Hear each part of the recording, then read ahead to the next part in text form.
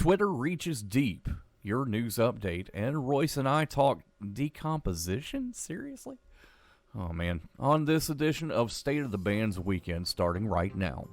Hello and welcome to Arbitrage, State of the Bands Weekend for September 25th, 2021. I'm Joshua Stark. Twitter said this week that it will pay $809 million to settle a consolidated class action lawsuit alleging that the company misled investors about how much its user base was growing and how much users interacted with its platform. The San Francisco company said the proposed settlement, which still must be signed off by a judge, resolves all claims against it without Twitter admitting any wrongdoing. The original lawsuit, filed in 2016 by Twitter investor Doris Shenwick, claimed that Twitter executives knowingly made inaccurate public statements regarding these metrics and failed to disclose internal information about them, resulting in an inflated share price that fell when the truth about user engagement became known. The Biden administration took aim Tuesday at the financial marketplace for criminal ransomware gangs, announcing sanctions against a Russia-based virtual currency brokerage that officials say has processed illicit transactions for attackers. The Treasury Department's sanctions are aimed at disrupting the economic infrastructure of a ransomware threat that has surged over the last year and targeted vital corporations and critical infrastructure, including a major fuel pipeline. Ransomware payments reached more than $400 million in 2020, the costliest year on record. The goal of the action is to go after financial enablers of ransomware gangs, reporters were told in the announcement. The British government is racing to avert shortages of meat, poultry, and packaged foods amid a crisis in the food processing industry triggered by soaring energy costs. Business Secretary Kwasi Kwarteng said Tuesday that he hopes to reach a deal with the UK's primary supplier of food-grade carbon dioxide to restore supplies of the gas that is used to stun animals before slaughter, preserve fruits and vegetables before packaging, and put the fizz into carbonated beverages. Kwarteng is in talks with CF Industries, which halted operations at its UK plants last week due to high natural gas prices.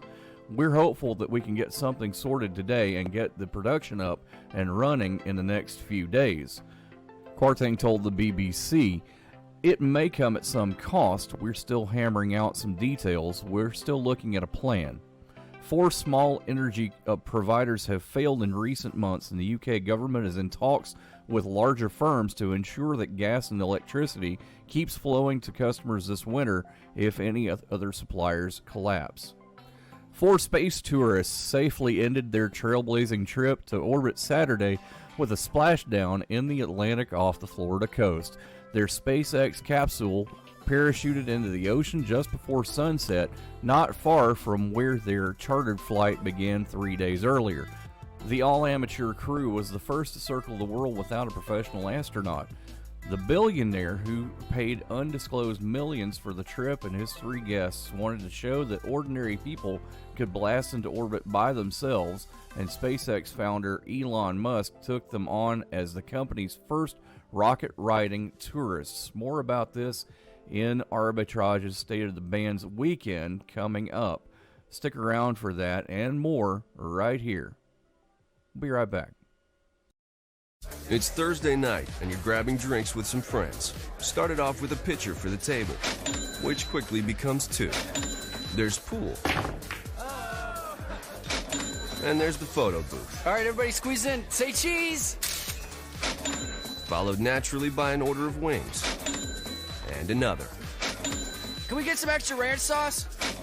Then there's the ceremonial nightcap. So what are we doing this weekend? And lastly, it's back to the car, which, if you're buzzed,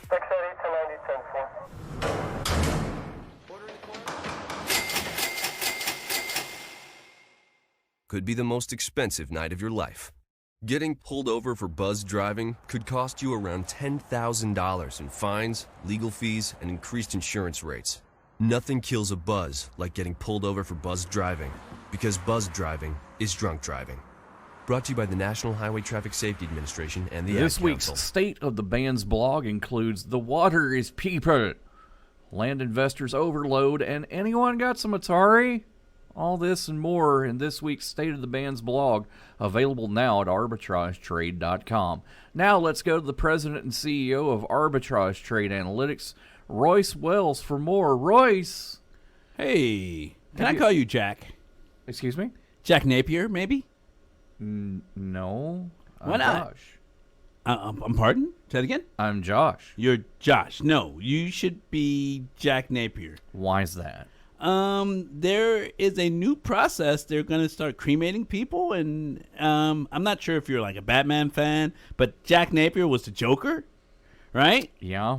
And they dipped him in this like alkaline hydrolysis compound called Smile X. And next thing you know, they came out with beautiful permanent smiles. What? I'm just saying. But anyway, there was a bill that passed recently in the Senate called Bill 228. And believe it or not, they're going to start dipping people in alkaline hydrolysis to cremate them. So let's land the plane just a little bit for people, because you like totally, I don't even know. Anyway. What? Well, you remember stuff like Breaking Bad, right? Yes. You know, Walter broke down the body in the bathtub. It's a process that uses water, alkaline chemicals, pressure, and heat. If you don't know what this is about, my friends over at Modern Rogue on YouTube actually tried this. Look up how to break down a body, believe it or not, on YouTube. You'll find it. But Yikes. I like my example better.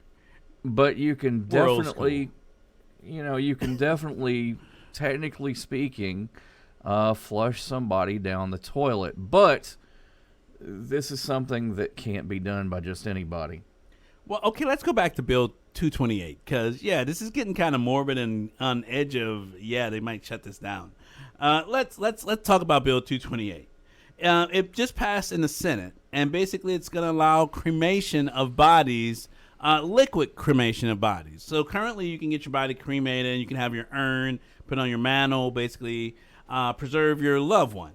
Well, now they are trying to make it where you can do it with liquid cremation, is what they're calling it, using that alkaline hydrolysis. And basically they take all of the hazardous waste and all of the hazmat stuff and basically try to contain it, and you can actually walk away with it and have it on your mantle and stuff if you really want to do that. But I'm actually more into greener ways. Maybe did you hear about the guys with the trees? I have heard about the guys. So like your relatives can be beautiful trees that you can visit, your kids can play on. That seems a whole lot more greener and a whole lot less messy, and possibly no zombie apocalypse can result from you planting a tree. Hopefully. Well, we also need to be careful about this, because there are laws, and in some states that's considered desecration of a corpse. So we want to put a very, very large sign on this one that says, check your local state laws first before trying to have them put in a tree, liquid cremated, or any of that other crazy stuff. Goodness knows we don't want you to lose a loved one, but if you do, check with your local funeral home, coroner. They will understand the laws better than you. More after this on Arbitrage State of the Band's Weekend. Stick around. Hi, we're the Goo Goo Dolls. We're fortunate that we can give our daughters everything they need to grow and learn. But not every child can focus on classes and play dates.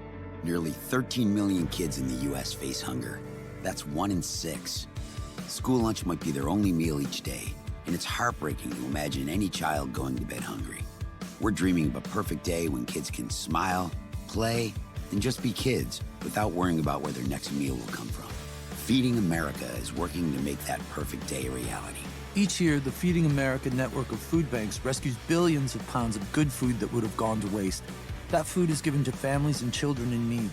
Being a kid should be about doing things that make an ordinary day extraordinary. Learning to play an instrument, building a sandcastle, hosting tea parties. Hunger should never be an obstacle to growing up. You can help end childhood hunger in your community by visiting feedingamerica.org. Brought to you by Feeding America and the Ad Council. For space tourists, and I want to make sure we make that distinction, safely ended their trailblazing trip to orbit last Saturday with a splashdown in the Atlantic off the Florida coast. Their SpaceX capsule, fully automated, parachuted into the ocean just before sunset, not far from where their chartered flight began 3 days earlier. The passengers in the fully automated capsule were the first to circle the world without a professional astronaut. The billionaire, who paid undisclosed millions for the trip, and his 3 guests wanted to show that ordinary people, quote, quote, could blast into orbit by themselves, and SpaceX founder Elon Musk took them on as the company's first rocket-riding tourists. Your quote-unquote mission has shown the world that space is for all of us, SpaceX Mission Control radioed. It was a heck of a ride for us, just getting started, replied trip sponsor Jared Isaacman, referring to the growing number of private flights on the horizon.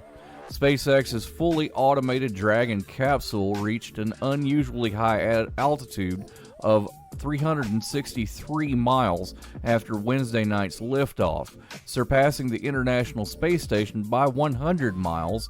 The passengers savored views of Earth through a big bubble-shaped window added to the top of the capsule. The 4 streaked back through the atmosphere early last Saturday evening, the first space passengers to end their flight in the Atlantic. The last time anyone ended their flight in the Atlantic was Apollo 9 professional astronauts in 1969. SpaceX's 2 previous crew splashdowns, including astronauts for NASA, were in the Gulf of Mexico.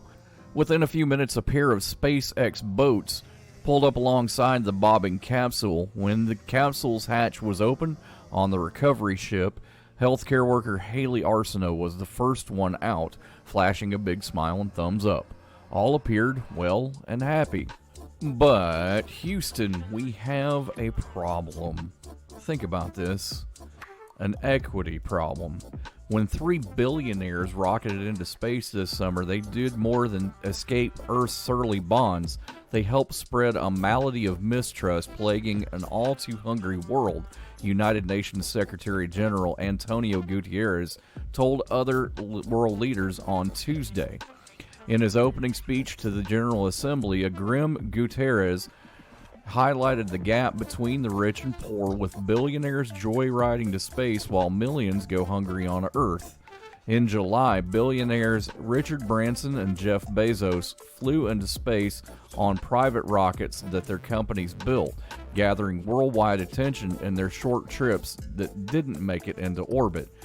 Both bank on space tourism business from their fellow space fans with big wallets. After returning to Earth, Branson, 71, sprayed GH Mum champagne over his crew and then chugged it from the bottle. Now, Isaacman's ride did raise more than $200 million for St. Jude's Children's Research Hospital, including $100 million from himself and $50 million from Musk. Guterres lumped billionaire space hops with the maladies of hopelessness, corruption of personal freedoms, and when parents see a future for their children that looks even bleaker than the struggles today. Critics called for taxing billionaires, with some wanting to tax them out of the 10-digit income level. So far, these proposals, unlike the billionaires, haven't gotten off the ground. It's Thursday night, and you're grabbing drinks with some friends. Started off with a pitcher for the table, which quickly becomes 2. There's pool. And there's the photo booth. All right, everybody squeeze in. Say cheese. Followed naturally by an order of wings. And another. Can we get some extra ranch sauce? Then there's the ceremonial nightcap. So what are we doing this weekend? And lastly, it's back to the car, which, if you're buzzed,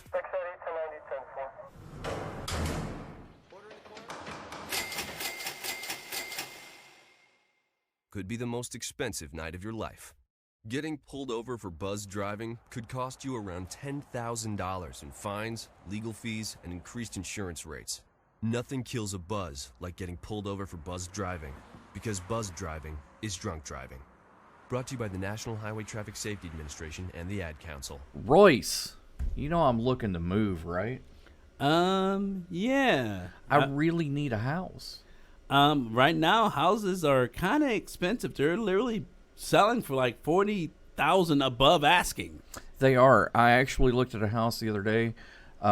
It was $250,000, which a house like that a couple of years ago was around $150,000, right? Yeah, and they want 20% down on this, Oh, which is wow. the normal number, right? Yeah, well, for a conventional loan, yeah, not an FHA though. But instead of looking at $15,000, you're looking at $44,000. Yeah, that's crazy. Real estate, man. Hey, Chinese real estate. Have you heard about those guys? You know, I have, and seems like people are getting nervous about the Chinese overextending themselves in some house loans. Yeah, have you heard Evergrande, right? Evergrande. Yep, they're one of the biggest Chinese real estate holders and builders in China, and apparently they may have gone a little bit past their means, and now people are getting a little bit nervous because let's put this in perspective. Let's throw some numbers at this, right? There is about $310 billion of outstanding debt. Yeah. To the bondholders that are basically backing this company, right? That's a lot. What happens if they default? Remember, 2008's not that far away, and it was us last time, maybe China. Well, that was the Lehman Brothers crisis of 2008, right? And I remember that. I wasn't really around the finance world during that time. What happened there? Well, there were a lot of mortgages. People who were not really qualified to get mortgages, they were lenient on it. Their credit scores weren't as good, but they were still giving out loans. And basically, they were making the machine run. And basically, everyone was happy until people started to default because they couldn't actually afford their notes. Yeah, and this time, instead of individuals, this is a company doing this. They've snatched up so much stuff that they've had to have loans and stack loans on top of loans. This is where it gets crazy, though, right? Yeah. Think about this.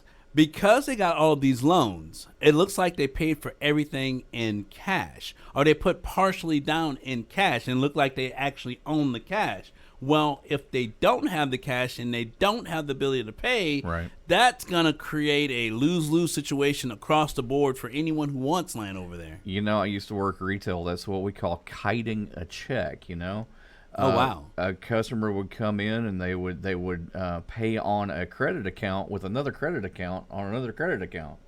Oh, wow. That's smart. That's And- smart, but you can only rob Peter to pay Paul for so long. You can only do that so much. Yeah. And it looks like China's regulatory authorities are going to be cracking down on this thing, and it's got a lot of people nervous.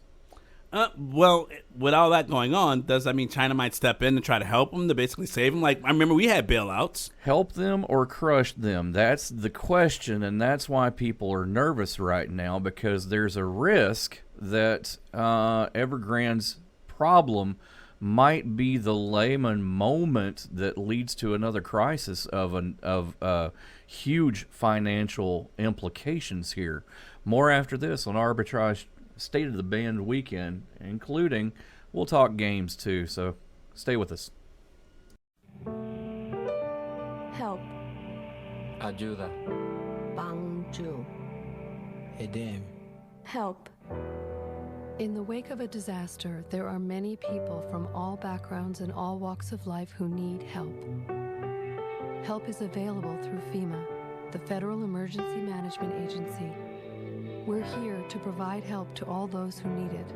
Help. 帮助. Help.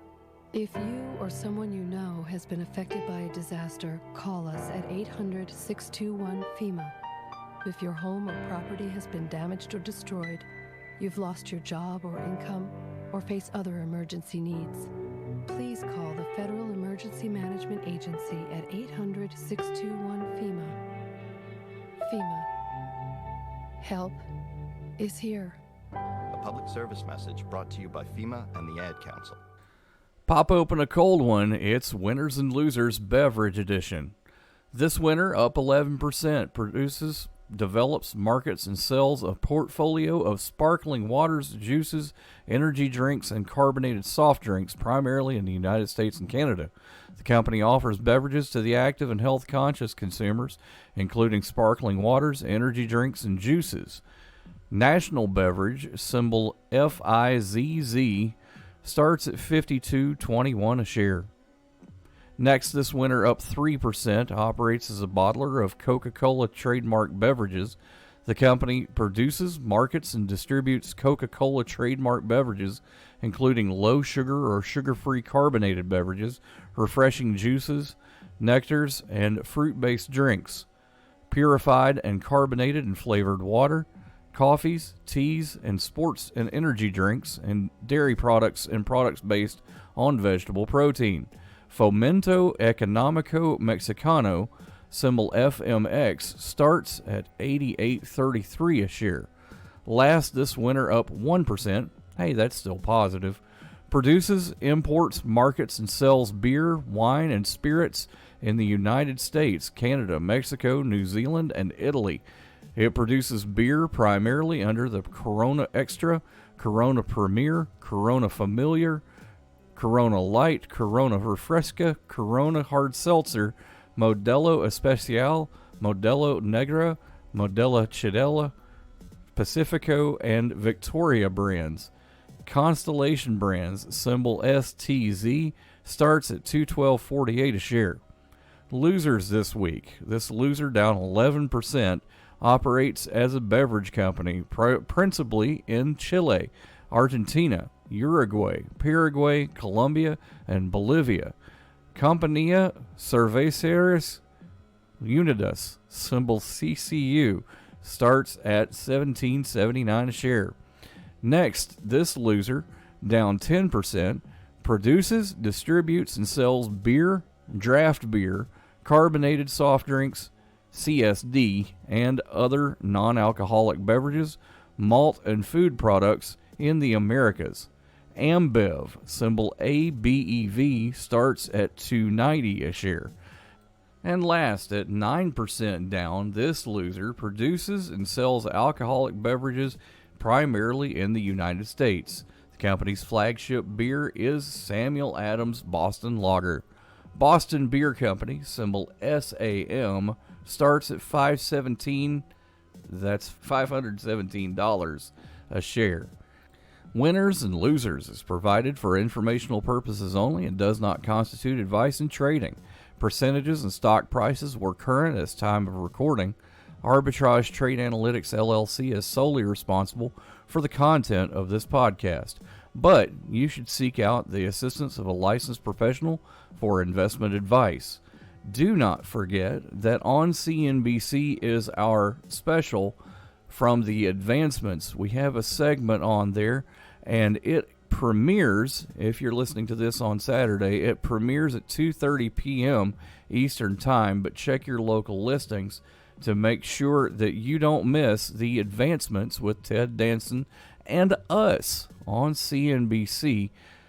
The premiere is going to be a watch party, so check our social media to make sure you get our Zoom link.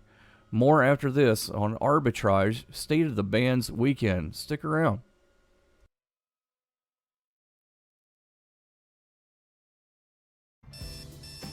Wake up and text. Text and eat. Text and catch the bus. Text and miss your stop. Wait. Text and be late to work. Sorry, I'm late. Text and work. Text and pretend to work. Text and act surprised when someone calls you out for not working. Who, me? Text and meet up with a friend you haven't seen in forever. Hi. Oh, hey. Text and complain that they're on their phone the whole time.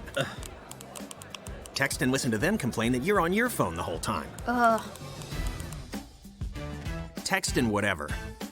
But when you get behind the wheel, give your phone to a passenger. Put it in the glove box. Just don't text and drive. Visit StopTextsStopWrecks.org. A public service announcement brought to you by the National Highway Traffic Safety Administration and the Ad Council. Did you know that Jaleel White plays the voice of Sonic in every single cartoon that they have made of Sonic the Hedgehog?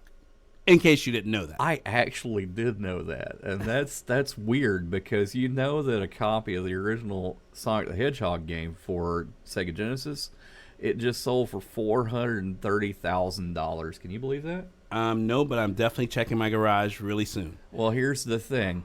Not only do I not believe that, but the Sonic the Hedgehog's co-creator, Yuji Naka, took a look at this and called it basically what it was. It's a scam, you know. We talked about the Wata Games scam a couple months ago. Yeah. And we also talked about Mark Haspel and how everything just kind of ties together. Well, Mr. Naka, Sensei Naka, goes up on Twitter and basically says, "That's a scam, right? I wonder if it was time for Sonic to reach a high." Of course, many responses pointed him to Carl Jobst's YouTube video, which we talked about, and Seth Abramson's article on Proof about his dealings with Mark Haspel. And that's an interesting thing because Mark Haspel is not done yet, apparently. He's running a side business on eBay, which Seth was talking about, selling these WATA-graded games under an alias. You wouldn't happen to know that name, would you? I actually do, but we're not going to share it on this article. Oh, all right, maybe afterwards. Sorry, man. According to the Proof report, Haspel's account was selling 74 WATA-graded Atari 2600 games valued at $46,000. Deadly serious about that one. Oh wow. Yeah, go dig in your garage for that. The thing is that WATA basically grades investment graded or investment style games, including stuff that's boxed. And the thing about investment grade is that any of the things that were in the 1980s, it's kind of hard to find anything that's investment grade. And any of the things that are graded from WATA from that era, they're not a 9.0. But I still have The Legend of Zelda. Well, this is a but, okay? 1.4% of Mark Haspel's games received lower than a 9.0 box condition assessment. Wow. Think about that one for a second. Mark Haspel is selling his own WATA graded games, which, by the way, is a violation of their own policy, but it's also something that he skirted around because the SEC actually got a Form D filing from him as a promoter of WATA, not the founder of WATA. Interesting. Yeah. Slight distinction. Yeah. So we're going to keep our eye on this, and please keep an eye on us at arbitragetrade.com and also wherever you find your fine podcasts. Have a great weekend. See on page 4 that the projections need to be tornado next Thursday? Seriously? Thursday? Can't do that. This is really inconvenient. I have yoga that day. I have no time for this. So. I can't do Thursday, but I can do Friday. Disasters don't plan ahead. You can. Talk to your loved ones about how you're going to be ready in an emergency. Don't wait. Communicate. Arbitrage Trade Analytics, LLC, is a privately held market research company. Arbitrage Trade Analytics, LLC, is solely responsible for the preparation and distribution of the content of this podcast. The opinions offered in this podcast are for informational purposes only and are not intended to be investment advice. Seek a duly licensed professional for investment advice. For more information about the informational research and services offered by Arbitrage Trade Analytics, LLC, please visit Arbitrage Trade